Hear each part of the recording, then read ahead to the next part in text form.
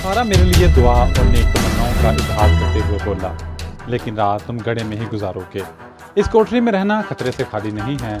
आज मुझे खतरा सा लग रहा है। मेरा मिशन मेरे सामने वाज़ा हो गया है गफारे। अब मैं गड़ा तो क्या, कब्र के अंदर भी रात गुजार सकता हूँ। तुम ऐसा करना कि सुबह ज़रा जल्दी आ जाना। मैं मुस्कुराते हुए बोला, मैं पो फटते ही आ जाऊँगा। गफारा इस रात मुझे गड़े में उतार कर वापस चला गया। सारी रात मुझे मच्छर काटते रहे और मैं अपने मिशन की तफसीलात पर गौर करता रहा। इन गौर फिक्र में नींद आ गई। आँख खुली तो पो फट रही थी और गफारा ऊपर से तख्ता हटाए मुझे आहिस्ता आहिस्ता आवाज़ें दे रहा था। मैं गड़े से निकल आया। कोठरी में पहुंचकर मैंने मुंह हाथ धोया। आज गफारा मेरे लिए गुजरेला और सबूत चाय लाया था। हम दोनों ने मिलकर नाश्ता किया, चाय पी। फिर मैंने इसे प्याली में ज़ाफ़रान घोलने को कहा और खुद कपड़े तब्दील करने लगा। मैंने गेरवे रंग की चादर धोती की तरह पहनकर ऊपर से लंबा कुर्ता ज़ेबतन किया। गले में मंकों की मालाएं पहनी, एक माला हाथ में पकड़ ली। प्याली में गुले हुए ज़ाफ़रान में उंगली डुबोकर अपने माथे पर चंद्रा यानी विष्णु देवी के तिलक की 3 लकीरें डाली और पाँव में चप्पल पहन ली और जेब में सांप का मनका और 70 रुपये संभाल कर रख लिए। इसके अलावा मेरे पास जो कुछ भी था वो मेरे दिमाग में महफूज था। मैंने गफारे का हाथ थाम कर कहा, तुम्हारा सलूक और मेज़बानी मैं कभी नहीं भूलूंगा। गफारे की आवाज़ भी जज्बाती हो गई थी। मेरे बच्चे, ये तो मैंने अपना दीनी फर्ज अदा किया है। हम तो इस दिन का इंतजार कर रहे हैं जब कश्मीर की हर इमारत, हर छावनी पर पाकिस्तान का परचम लहरा रहा होगा, इंशाअल्लाह। मैंने गफारे का हाथ दबाते हुए कहा। गफारा मुझसे बगलगीर हो गया। शिद्दत से इसका बदन कांप रहा था। जब वो मुझसे आखिरी बार हाथ मिलाने लगा तो मैंने इसकी आंखों में आंसू तैरते देखे। इसने दरवाज़ा थोड़ा सा खोल दिया था।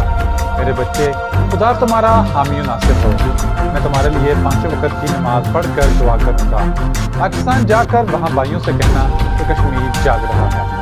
वो एक बार फिर मुझसे बगलगीर हो गया। वो बहुत जज्बाती हो रहा था। वो कोठरी में रहा और मैं अल्लाह का नाम लेकर बाहर निकल गया। धूप खूब चमक रही थी। मौसम बहुत खुशगवार था। मैं ढलान उतरा तो गफारे के छोटे से गांव की छतें नजर आने लगी। कई छतों पर सुरख मिर्चें सुखाने को डाली गई थी। आसपास वादी में सुकून छाया था। वह गफारे की हदायत पर अमल करते हुए गांव में दाखिल हुए बगैर इसी के अक्कड़ से होकर निकल गया। एक पगडंडी पहाड़ी ढलान पर नीचे जा रही थी। कहीं कहीं चीड़ और चिनार के दरख्त उगे हुए थे। मैं बड़े एतमाद के साथ कदम बढ़ाता जा रहा था। हाथ में विष्णु माता की माला थी। मेरी विशेष बढ़ आई थी। सोचा था कि बड़े कस्बे नगरपुरी में जाकर दाढ़ी मूंछ सर मंडवाऊंगा। बाहर मैं विष्णु माता का भगत के वेश में था, लेकिन अंदर से मैं पूरी तरह चुकन्ना था और तेज गहरी नजरों से इर्द गिर्द के माहौल का पूरी तरह जायजा लेता जा रहा था। मैं दिल में ये फैसला करके निकला था कि मेरा अंदाजा जारहाना होगा, आज जाना नहीं होगा। इससे पहले कि दूसरा मेरे बारे में किसी किस्म की शको शोबे में पड़े, मैं अपने चिराली तर्ज कलाम से उसके मुझे खूब मालूम था कि हिंदू लोग चिराली साधुओं से बहुत घबराते हैं। इनकी शराब से तो इनकी जान निकलती है। मेरा सिर्फ डॉक्टरी मायना ही मुझे मुसलमान साबित कर सकता था, मगर मैंने अदम कर रखा था कि वो वक्त नहीं आने। मुझे इस हकीकत का भी लगता जनूबी हिंद खास तौर पर तमिलनाडु में विष्णु भगवान को बजाने के बाद डॉक्टर से दूर जावज करती है और वहाँ से लोग विष्णु भगत शेरा वाली विष्णु माता देवी के दर्शनों को अक्सर आते रहते हैं। पहाड़ी पर गंदी की कच्ची सड़क पर जाती है। छोटे यहाँ हिंदुओं और मुसलमानों के छोटे उठाए बर्बाद लोगों ने मेरी तरफ से उनके विष्णु देवी के मदद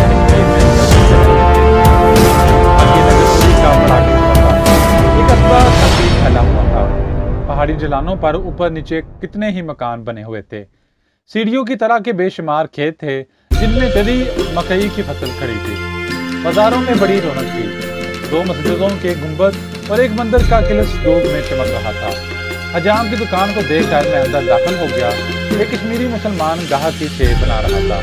इसने मुझे हिंदू साधु समझकर कोई अहमियत ना दी और अपने गाहक की सेब बनाता रहा। दुकान में लगी मक्का और मदीना की तस्वीरों को देखकर साफ पता चल गया कि यह हजाम मुसलमान है। मैंने भी माता शेरा वाली का जयकारा बुलाने की जरूरत ना समझी बल्कि नरमी से कहा, बाबा हम गुलमर्ग की पहाड़ियों में 15 रातियों की तपस्या करके आ रहे हैं, हमारा मुंह सर मुंह दो। कश्मीर हजाम ने कुर्सी पर बैठने का इशारा किया। मैं दीवार के साथ लगे पुरानी कुर्सी पर बैठ गया। यहाँ श्रीनगर का 1-2 रोज पहले का एक उर्दू अखबार पढ़ा था। मैं इसे उठाकर पढ़ने लगा। बाहर के सफ़े पर ही 3 कालमी खबर छपी थी, जिसमें लिखा था कि छावनी के पुल को तबाह करने वाले तकरीबकारों की तलाश सरगर्मी से जारी है। इस अखबार ने पाकिस्तानी कमांडो की जगह तकरीबकार लिखा था। शायद ये किसी मुसलमान कश्मीर का अखबार था। गाहक शेब बनाकर चला गया तो दुकानदार ने मुझे कुर्सी पर बैठने का इशारा किया। मैं जानबूझकर इससे कोई बात नहीं कर रहा था। वो भी चुप था। मेरा मुंह सर मूंदने के बाद इसने 2 रुपए तलब किए। मैंने इसे 5 रुपए देकर कहा, ये लो बाबा, विष्णु भगत तुमसे खुश हुए हैं। मुसलमान हजाब ने 3 रुपए मेरी तरफ फेंक कर कहा, मुझे सिर्फ अपनी मजदूरी चाहिए। मैं दिल में बहुत खुश हुआ कि कश्मीर के बेटों की खुददारी और जमीर जिंदा है। मैंने मुस्कुराकर 3 रुपए उठा लिए और दुकान से निकलकर लारियों के अड्डे की तरफ आ गया। दूर ही से लारियों और बसों के हारन की आवाज मुझे अपनी तरफ बुला रही थी। बाजार में अड्डे के पास मुझे एक हिंदू की दुकान नजर आई। यहाँ कपड़ा, साबुन, तेल और थैले वगैरह बिकते थे। कुछ थैले बाहर भी लटक रहे थे। मैं एक कपड़े का थैला खरीदना चाहता था। हिंदू दुकानदार के माथे पर भी चंद्रा यानी विष्णु देवी का तिलक लगा था। मुझे देखकर इसने हाथ बांध लिए। पधारिए महाराज, क्या सेवा करूं आपकी। मैंने इस पर एक जलाली नजर डाली और घोर के फूलदार थैले की तरफ इशारा करके रोबदार आवाज में कहा, इसे उतार दो लाला, विष्णु माता के लिए इसमें सीताफल ले जाएंगे। हिंदू डोगरे ने थैला उतार कर मुझे पेश कर दिया और हाथ बांध कर बोला, और कोई हुक्म महाराज। थैला कंधे से लटका कर मैंने जय माता शेरा वाली का नारा लगाया और आगे चल दिया।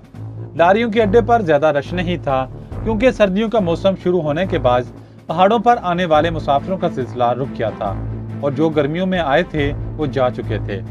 एक बस गुलमर्ग जाने को तैयार खड़ी थी।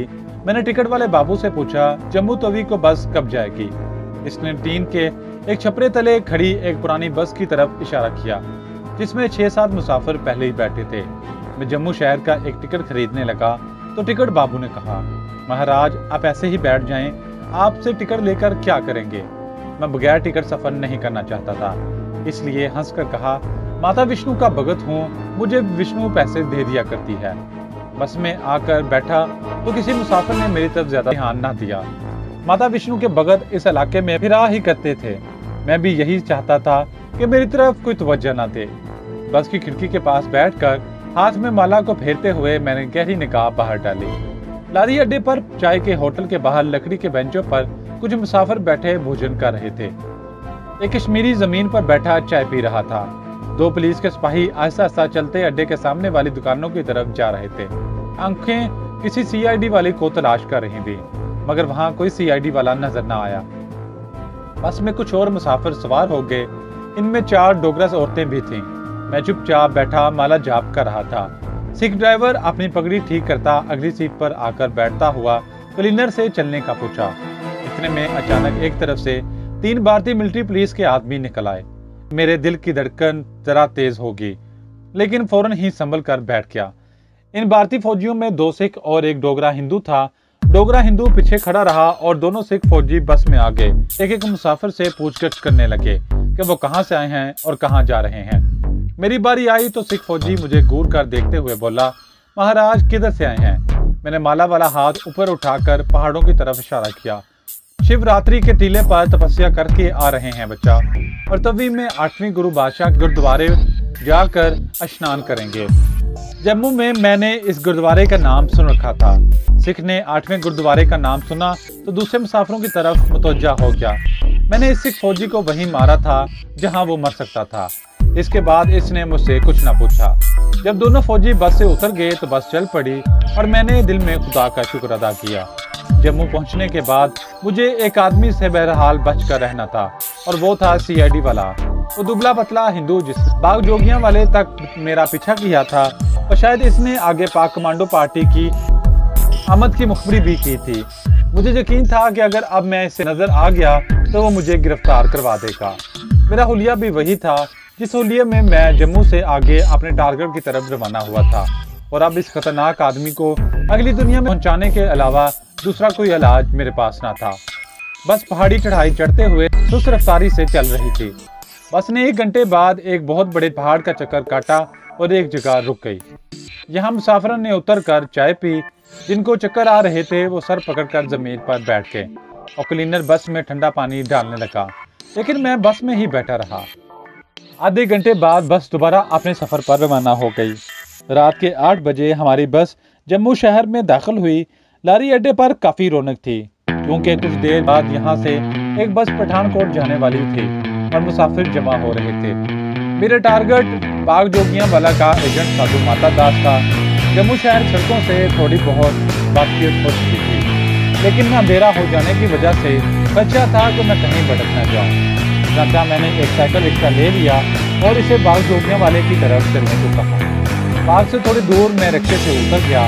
झोंपड़ी में लैंप की धीमी रोशनी माता दास की मौजूदगी का पता दे रही थी। मैंने झोंपड़ी के बाहर खड़े होकर जय माता शेरावाली का नारा बुलंद किया और झोंपड़ी के दरवाजे पर बड़ा टाट एक तरफ से उठ गया और माता दास कंबल ओढ़े बाहर निकलकर मुझे पहचानते हुए बोला, अंदर आ जाओ। अंदर दाखिल होकर माता दास मुझे लाल लाल आंखों से देखते हुए दोबारा बोला, तुम्हें किसी ने देखा तो नहीं? मैं कुछ नहीं कह सकता। तुम्हारे मिशन की कामयाबी की मुझे रिपोर्ट मिल गई थी। अब तुम यहाँ मेरे पास क्या लेने आए हो? तुम्हारे इस तरह खुले बंदों बेमकसद आने से मेरा मिशन खतरे में पड़ चुका है। हमारा एक कमांडो शहीद हो गया और कमांडो नंबर 9 दुश्मन की कैद में यहाँ एयरफोर्स की तहरीर में है और मैं इसे यहाँ से निकाल कर पाकिस्तान की सरहद पर करवाना चाहता हूँ। माता दास एजेंट ने किसी कदर नाराजगी से कहा, ये तुम्हारे मिशन में शामिल नहीं है। मैंने फौरन कहा, ये मैं रज़ाकाराना तौर पर करना चाहता हूँ। कमांडो नंबर 9 हमारा साथी और पाक वतन का सरफरोश मुजाहिद है। दुश्मन इसे अजियतें दे देकर हलाकर डलेगा और इसकी मदद करना हमारा फर्ज है। एजेंट माता दास बोला, तुम अगर इसे अपना फर्ज समझते हो तो अपने तौर पर इसकी मदद करते फिरो। मैं इस सिलसिले में तुम्हारी कोई मदद नहीं कर सकता। मैं किसी खतरे में पड़कर अपने मिशन को बर्बाद नहीं कर सकता। मैं चुप हो गया। वो ठीक कह रहा था। हर एजेंट के पास एक खास मिशन होता है, इसे एक खास फर्ज सौंपा जाता है, जिसको इसे हर सूरत में बल्कि अपनी जान की बाजी लगाकर भी निभाना पड़ता है। वो इस मिशन से इधर उधर कभी नहीं हटता। कमांडो जब बदकिस्मती से दुश्मन की कैद में चला जाता है तो ये इसका फर्ज होता है कि वो वहां से फरार होने की कोशिश करे। दूसरा कमांडो इसे बचाने के लिए खास तौर पर दुश्मन के इलाके में अपनी जान और अपने मिशन के ऑपरेशन को खतरे में नहीं डाला करता। लेकिन मैं अपने साथी कमांडो को भारतीय कैद से निकालने का अहद कर चुका था। मैंने माता दास से कहा, ठीक है, मैं दमन में तुमसे कोई मदद तलब नहीं करूँगा और तुम्हें मुलव्वस भी नहीं करूँगा, लेकिन तुम्हें इस सिलसिले में मेरी मदद करनी होगी। वो क्या है? माता दास ने पूछा। मैंने इसे बताया, मैं अपने तौर पर जम्मू में किसी दूसरी जगह जाकर रहना कर दूंगा, लेकिन जिस CID वाले हिंदू डोगरे ने पहले भी मेरा पीछा किया था, इससे मुझे खतरा है कि वो मुझे पहचान लेगा और मुझे गिरफ्तार करवा देगा। मैं इस CID वाले से निजात हासिल करना चाहता हूँ। माता दास खामोशी से कुछ सोचने लगा, फिर बोला, मैंने भी इसे तुम्हारे पीछे पीछे यहाँ आते एक बार देखा था। मुझ पर वो इसलिए हाथ नहीं डाल सका कि मैंने यहाँ के बड़े बड़े फौजी अफसर ज़ईफुल अकीदा हिंदू औरतों को अपने दाम में फंसा रखा है। मैंने जल्दी से कहा, मैं चाहता हूँ कि अब अगर वो यहाँ आए तो इसे खत्म कर दूँ। माता दास एजेंट हाथ हिलाकर बोला, ये मेरे मिशन में शामिल नहीं, ये काम तुम्हें खुद करना पड़ेगा और फिर वो भी यहाँ से कहीं दूर जाकर। तुम यहाँ रहकर इसका इंतजार कर सकते हो सकता है वो 2-1 रोज में इधर का चक्कर लगाए। कभी कभी वो मेरे डेरे पर माथा टेकने आ जाता है। शायद जम्मू CID ने इसे मेरी निगरानी पर लगा रखा है। ये तजवीज़ मुझे पसंद आ गई। माता दास बोला, लेकिन शर्त यह है कि तुम दिन भर मेरे झोंपड़े के अंदर ही रहोगे। सिर्फ रात के अंदर अंधेरे में एक बार बाहर निकल सकोगे, मैं तो कैद होकर रह जाऊंगा। इस पर माता दास ने झुंझला कर कहा, कमांडो होगे तो हुआ करो। मैं भी अपने वतन पाक के एक अहम मिशन पर अक्सर 5 वर्ष से गोली रमाए बैठा हूँ। तुम्हारी खातिर अपने वतन के मफादात को खतरे में नहीं डाल सकता। अगर तुम्हें मेरी शर्त मंजूर नहीं तो यहाँ से चले जाओ और फिर कभी मेरे झोंपड़े का रुख ना करना। मैं समझ गया कि वो ठीक कह रहा है। मुझे अपना रज़ाकाराना मिशन भी अजीज था। मैंने अपने कमांडो साथी की हर हालत में मदद करना चाहता था। चाचा मैंने इसकी शर्त मंजूर कर ली। रात मैंने वहीं झोंपड़े में बसर की, दिन को भी वहीं पड़ा रहा। ये तो मेरे खत का दिन था। माता दास को झोंपड़े के सामने आसन जमा कर बैठ गया। किसी को झोंपड़े में जाने की इजाजत नहीं थी। अपने चेले को इसने जंगल में कोई खास किस्म जड़ी बूटी लाने को भेज दिया था। दिन गुजर गया, रात हुई तो इसने झोंपड़े में आकर मुझे बताया कि सीआईडी वाला नहीं आया था। मैंने मायूस सर झुका लिया। अंधेरे में थोड़ी देर को टहलने में झोंपड़े से निकलकर बाग के दरख्तों में गया और फिर वापस झोंपड़े में आ गया। तीसरे रोज मुझे दोपहर के वक्त बाहर साधु माता दास की किसी से बातें करने की आवाज सुनाई दी। गोरख, जो शाम को आकर हमसे मंगलसूत्र ले जाना, नौकरी में तो तुझे तरक्की मिल जाएगी। सूरज गुरूब हुआ तो माता दास ने मुझे झोंपड़े में आकर बताया, होशियार हो जाओ, सीआईडी वाला शाम को आने वाला है। वो मुझसे मंगलसूत्र बनवाना चाहता है। इसकी नौकरी का कोई चक्कर है, वो मंगलेक है, इसलिए मंगलसूत्र के पीछे पड़ा है। थोड़ी देर में वो आ जाएगा, तुम बाहर आकर एक तरफ हट कर बैठ जाओ। जब वो आए तो उठकर चले जाना, वो लाजमन तुम्हारे पीछे जाएगा। बाग के पीछे गंदे नाले के नशीब के पास एक उमदा वीरान कुआं है। आगे तुम समझ गए होंगे कि तुम्हें क्या करना है। खबरदार लाश बाग में या गंदे नाले में मत फेंकना, नहीं तो मुझ पर मुसीबत नाज़िल हो जाएगी। अब बाहर आ जाओ। मैं बड़ा खुश हुआ और झोंपड़े से निकलकर इस रुख से आलती पालती मार कर बैठा कि बाहर का गेट मुझे साफ दिखाई दे। दिन की रोशनी आहिस्ता आहिस्ता कम होती गई। सूरज ने मीर के पहाड़ियों के पीछे अपना चेहरा छुपा लिया था। अंधेरा अपने पर फैला रहा था। साधु माता दास मुझसे 4 कदम के फासले पर झोंपड़ी के बिल्कुल सामने आसन जमाए बैठा था। इसका करमंडल करीब ही पड़ा था। बाग के गेट में एक दुबला पतला आदमी दाखिल हुआ। वो झोंपड़े की तरफ आ रहा था। मैंने इसे एक ही नज़र में पहचान लिया। ये वही डोगरा हिंदू सीआईडी था। अभी इसने मुझे नहीं पहचाना था। मैंने अपना चेहरा सीधा कर लिया। इसके हाथों में जू और गेंदे के फूल थे। करीब पहुंचकर जूं ही इसकी नज़र मुझ पर पड़ी, वो ठिठक कर रह गया। अब इसने भी मुझे पहचान लिया था। कश्मीर के पुल की तबाही का यकीनन इसे भी इल्म था और मैं इसका सबसे बड़ा शिकार था। इससे पहले कि वो कोई हरकत करता, मैं उठा और साधु माता दास के चरण छू कर कहा, मैं जाता हूँ महाराज, मेरी अरदास भूलिएगा नहीं। यह कहकर मैं बाग के अकब में वाक़या अंधे कुएं की तरफ चल पड़ा।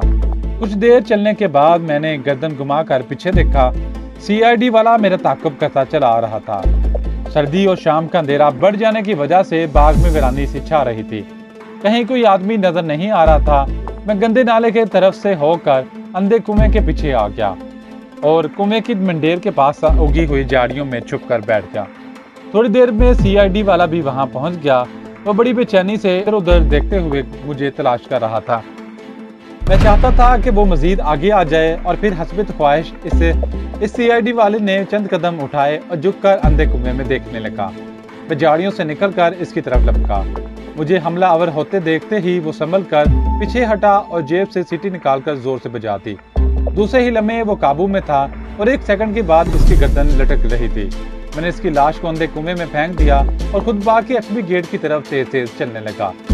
ठीक सीटी की आवाज पर इसने अपने 2 साथी पुलिस वालों को बुलाया था, जो बाग में आसपास मंडलाते फिर रहे थे। मैंने पुलिस वालों को अपनी तरफ आते देखा तो अपनी चाल आहिस्ता कर ली। पुलिस वाले मेरे करीब से गुजर गए। मैं एफबी गेट में से निकलकर बाहर सड़क पर आ गया और बड़े सुकून से फुटपाथ पर पैदल चलने लगा। मुझे मालूम था कि आगे दूर जाने के बाद बाईं जानब नशीब में एक मंदिर आता है, मगर मैं वहां नहीं जाना चाहता था कि जम्मू छावनी के किसी मंदिर में जाकर अपना ठिकाना बनाऊं, क्योंकि छावनी में ही इंडियन एयरफोर्स का फौजी एयरपोर्ट और इनके दफातर थे और इसी एयरपोर्ट के इलाके में किसी जगह मेरे साथी कमांडो नंबर 9 को कैद में रखा गया था। अब मैं बेफिक्र और बेखतर था। जो शख्स मेरे मिशन को तहस नहस कर सकता था और मुझे गिरफ्तार करवा कर हमेशा के लिए बाकी हुकूमत खानों की अजीजों के हवाले कर सकता था, इससे मैंने छुटकारा हासिल कर लिया था। यह मालूम नहीं था कि इंडियन एयरफोर्स का हवाई अड्डा किस तरफ है। ये खतरा मैं मोल नहीं लेना चाहता था। किसी साइकिल रिक्शे में बैठूं और इसे कहूं कि एयरफोर्स हेडक्वार्टर या एयरफोर्स के एयरपोर्ट की तरफ चले